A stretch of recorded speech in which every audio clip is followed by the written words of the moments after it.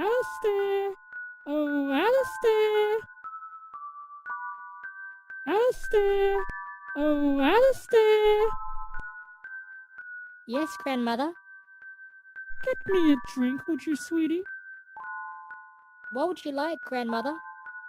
Make me some tea. Sure, Grandmother.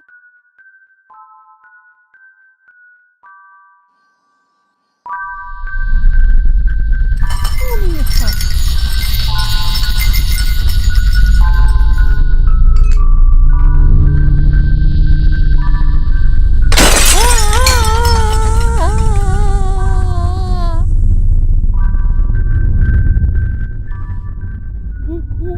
Wait! What about my tea? I guess I'll have to get my own tea. Oh well.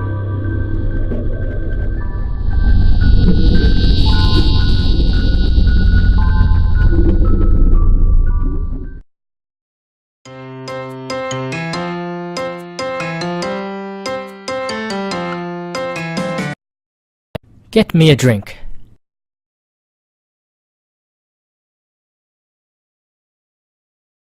Make me some tea.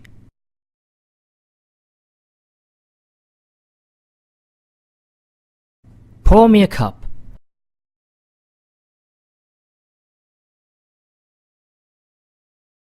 These are all examples of sentences that contain pronouns as indirect objects.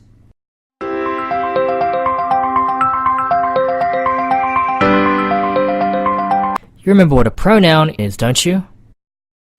A pronoun is a word that can stand in place of a noun. Now there are two kinds of nouns, nominative pronouns and objective pronouns.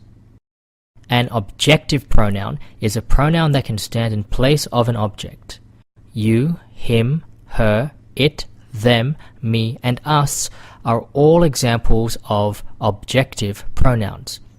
Now, tell me the definition of an objective pronoun.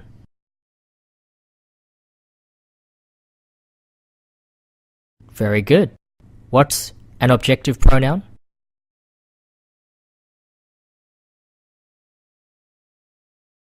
Good job.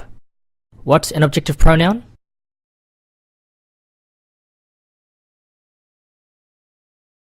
Wonderful. What's an objective pronoun?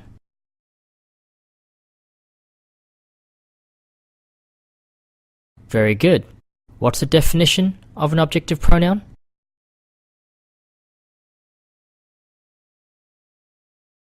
Great. And what is an objective pronoun?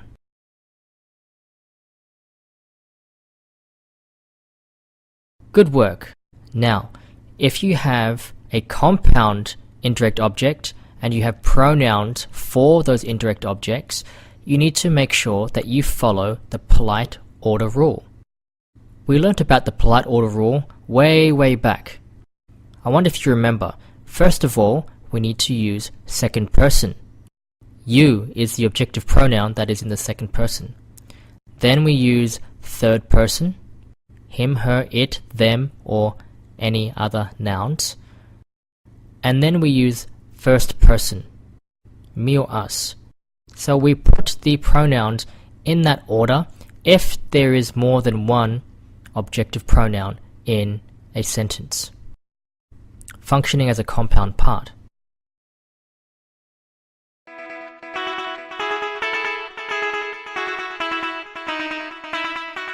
Let's have a look at the first five. So you need to fill in the gaps.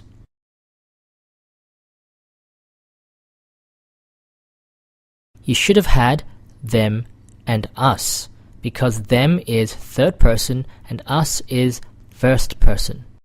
How do you mark this sentence?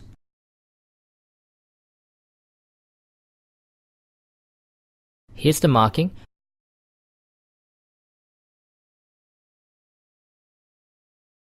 How do you diagram the sentence?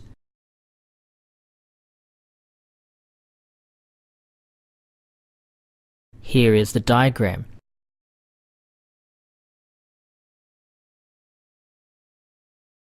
So you can see, because we have a compound indirect object, it has to be diagrammed like this. Fill in the gaps.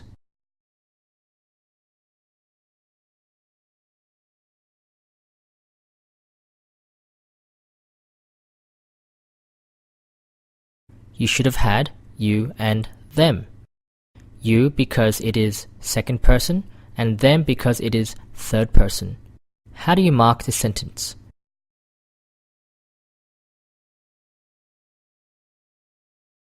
Here is the marking.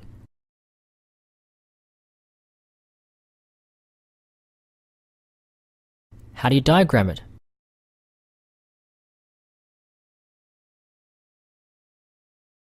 Here is the diagram.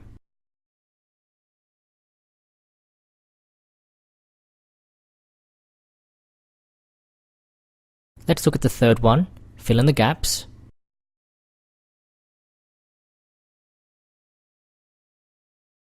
You should have had her and me. Her is in the third person and me is in the first person. How do you mark the sentence?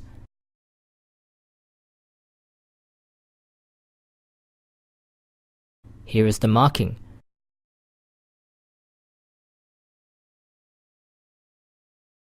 How do you diagram the sentence?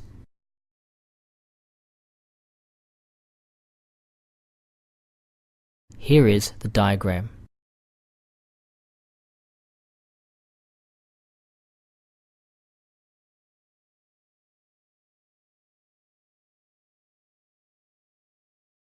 Now, fill in the gaps.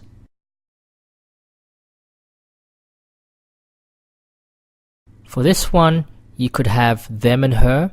You could also have her and them, because they're both third person objective pronouns, and there is no rule about which order you place third person objective pronouns in. How do you mark this sentence?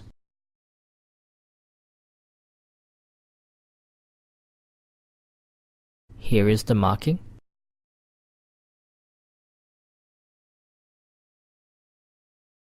How do you diagram the sentence?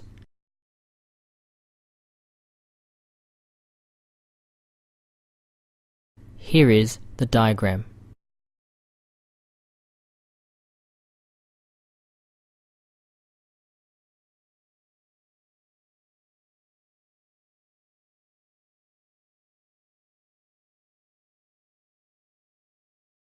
And last but not least, fill in the gaps.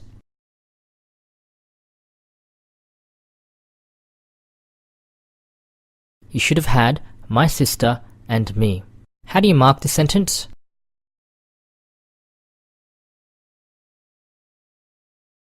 There's the marking.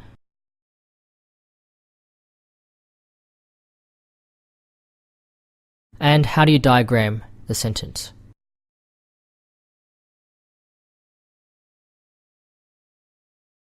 Here is the diagram.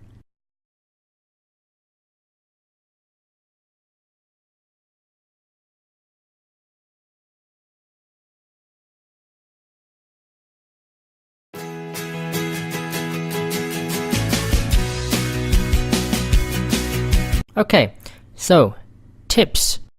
Basically, you need to remember, if you have more than one pronoun, if you have a compound pronoun functioning as an indirect object, because indirect objects are objective pronouns, make sure you follow the polite order rule and you use only those objective pronouns from that list. If you use pronouns from that list, you will be safe and you'll be correct every single time. I hope that helps you do the rest of the exercises, and that's the end of this lesson. We will see you in the next video.